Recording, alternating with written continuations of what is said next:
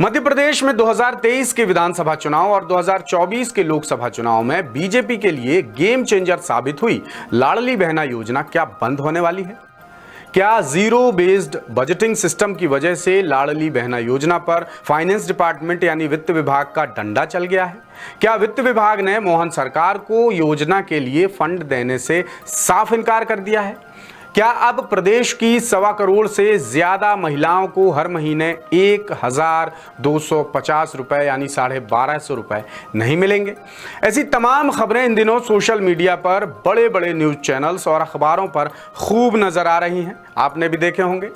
कहा जा रहा है कि शिवराज के जाने के बाद उनकी तमाम घोषणाओं, योजनाओं और वादों को मोहन सरकार ने ठंडे बस्ते में डाल दिया है और अब लाडली बहना का भी यही हाल होने वाला है। मोहन सरकार लाडली बहना योजना बंद कर रही है। शिवराज के जाते ही लाडली बहनों के साथ बड़ा अन्याय शुरू हो गया है। जिस योजना के दम पर बीजेपी ने विधानसभा चुनाव में 230 में से 163 और लोकसभा चुनाव में 29 में से पूरी की पूरी 29 सीटें जीतकर इतिहास रचा है, वही योजना अब इतिहास के पन्नों पर दर्ज होकर रह जाएगी। लेकिन क्या वाकई ऐसा होने वाला है? आखिर ऐसी खबरें क्यों वायरल हो रही हैं? इसे लेकर दासूत्र ने पड़ताल की और खुद सरकार का पक्ष भी इस मामले में सामने आया है। क्या है ये पूरा मामला? देखिए हमारी एक और खास रिपोर्ट। अब इतिहास के पन्नों में ही कैद होकर रह जाएगी मध्य प्रदेश में बीजेपी को ऐतिहासिक जीत दिलाने वाली लाडली बहना योजना।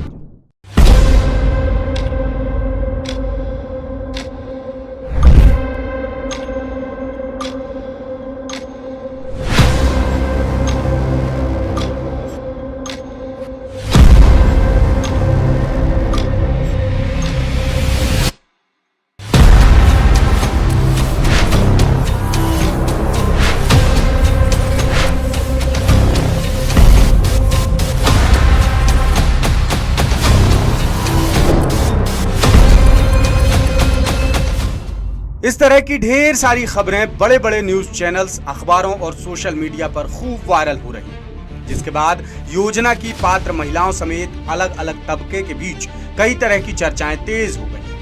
वायरल खबरों में कहा जा रहा है कि शिवराज सिंह चौहान के जाते ही मुख्यमंत्री डॉक्टर मोहन यादव उनकी योजनाओं को बंद करने में लगे हैं, क्योंकि सरकार लाखों करोड़ों के कर्ज में डूबी है और जीरो बजटिंग सिस्टम लागू होने के बाद वित्त विभाग ने योजना के लिए पैसे देने से साफ इनकार कर दिया है।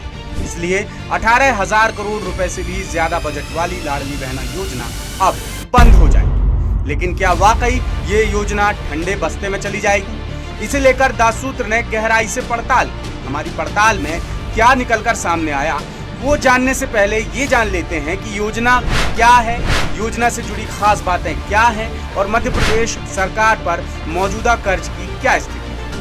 मध्य प्रदेश में लाडली बहना योजना की शुरुआत 5 मार्च 2023 को हुई थी। विधानसभा चुनाव से पहले तत्कालीन मुख्यमंत्री शिवराज सिंह चौहान ने बड़े जोर शोर से योजना की लॉन्चिंग की थी। शुरुआत में योजना के तहत 1.25 करोड़ से ज्यादा पात्र महिलाओं को हर महीने 1,000 रुपए की राशि दी जा रही थी। बाद में शिवराज सिंह चौहान ने योजना की राशि बढ़ाकर 1,250 रुपए प्रति महीने करने का ऐलान किया। शिवराज सरकार के कार्यकाल से मोहन सरकार के कार्यकाल तक योजना के तहत कुल 16 किस्तें बांटी जा चुकी हैं। मुख्यमंत्री डॉक्टर मोहन यादव के मुताबिक वो अपने कार्यकाल में योजना के तहत करीब 12,000 करोड़ रुपए की रकम बांट चुके हैं। अब देखते हैं मोहन सरकार पर कर्ज की मौजूदा स्थिति। सरकार भले ही दावा कर रही है कि सूबे की राजकोषीय स्थिति नियंत्रण में है, लेकिन 31 मार्च 2024 तक की स्थिति में मध्य प्रदेश पर कुल 3,75,578 करोड़ रुपए का कर्ज और नए कर्ज के साथ सरकार का कुल कर्ज बढ़कर 3,85,000 करोड़ रुपए के पार हो गया है। इसके उलट सरकार की आमदनी महज 2,63,817 करोड़ रुपए, यानी जितना सरकार का बजट है उससे कहीं ज्यादा कर्ज है और आय भी सीधे सीधे 1 लाख करोड़ रुपए से कम है। मध्य प्रदेश में नई सरकार के गठन से अब तक 18,000 करोड़ रुपए से ज्यादा का कर्ज लिया जा चुका है, जो अभी भी जारी है। यानी ये बात तो साफ है कि सरकार बेतहाशा कर्ज में डूबी हुई है और सरकार ने हाल ही में 33 विभागों की 70 से ज्यादा योजनाओं पर ब्रेक लगा दिया है। साथ ही हाल ही में प्रदेश में शून्य आधारित बजट प्रणाली यानी जीरो बेस्ड बजटिंग सिस्टम भी लागू किया गया है। इसके बारे में भी थोड़ी बातें जान लेते हैं। अब जैसा कि नाम से पता चलता है, शून्य आधारित बजट का मतलब है बजट की योजना बनाना और उसे शुरू से यानी शून्य आधार से तैयार करना। ये बजट पारंपरिक बजट से काफी अलग है, लेकिन पिछले बजटों पर ही आधारित होता है। शून्य आधारित बजट प्रणाली में प्रत्येक फाइनेंशियल ईयर की शुरुआत में फंड हासिल करने के लिए संबंधित विभाग के खर्च की समीक्षा और मकसद का आकलन किया जाता है। शून्य आधारित बजट प्रणाली में कोई भी बाकी राशि कैरी फॉरवर्ड नहीं की जाती या कोई पूर्व प्रतिबद्ध व्यय यानी प्री कमिटेड एक्सपेंडिचर नहीं होता। आसान शब्दों में कहें तो शून्य आधारित बजट सिस्टम पहले के आधारों के साथ बजट तैयार करने की एक चरणबद्ध प्रक्रिया है, जिसमें बीते सालों के खर्च से जुड़े आंकड़ों को मौजूदा साल में कोई महत्व नहीं दिया जाता। इस प्रणाली में हर योजना की दोबारा समीक्षा की जाती है ताकि उनकी उपयोगिता का सही मूल्यांकन हो सके। कुल मिलाकर सरकार पर बेतहाशा कर्ज और जीरो बजटिंग सिस्टम को आधार बनाकर कई मीडिया हाउस खबरें दिखा रहे हैं कि लाडली बहना योजना बंद हो जाएगी। साथ ही वित्त मंत्रालय ने मुख्यमंत्री डॉक्टर मोहन यादव पर नई घोषणा नहीं करने का प्रतिबंध लगा दिया है। इसके पीछे की वजह बताई जा रही है कि मुख्यमंत्री बीते 9 महीनों से ताबड़तोड़ घोषणाएं कर रहे हैं, जिनकी पूर्ति के लिए सरकारी खजाने में पैसा नहीं और मुख्यमंत्री की घोषणाओं से परेशान होकर वित्त विभाग ने योजना पर बैन लगा दिया है।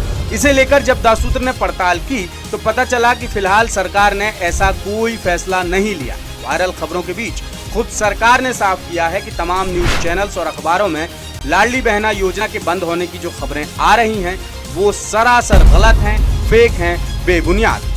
जनसंपर्क विभाग ने बाकायदा फैक्ट चेक कर बताया कि लाडली बहना योजना बंद नहीं होगी, सरकार के पास फंड की कोई कमी नहीं। इधर जानकारों का कहना है कि लाडली बहना योजना से जुड़ी खबरों को बेवजह तोड़ मरोड़ कर पेश किया जा रहा है, जबकि वित्त विभाग का कहना है कि अब नई योजनाओं के प्रस्ताव विभागों को प्रशासकीय स्वीकृति के साथ भेजने होंगे, यानी नई योजनाएं वित्त विभाग के स्तर से जांची परखी और फाइनल की जाएंगी। यानी लाडली बहना योजना बंद नहीं होगी और 1.25 करोड़ से ज्यादा पात्र महिलाओं को योजना की किस्तें आगे भी मिलती रहेंगी। अब जाते जाते आपको बता देते हैं कि सोशल मीडिया पर फेक न्यूज चलाना या शेयर करना आपको बड़ी मुसीबत में डाल सकता है। इंटरनेट मीडिया पर फर्जी खबरें प्रसारित करने पर आईटी एक्ट की अलग अलग धाराओं में केस दर्ज किया जाता है। सामान्य तौर पर किसी के खिलाफ दुर्भावना से अफवाहें फैलाना, नफरत फैलाना या बदनाम करना या फिर सांप्रदायिकता फैलाने के मामले में आईटी संशोधन कानून 2009 की धारा 66A के तहत 3 साल तक की जेल और जुर्माने का प्रावधान है।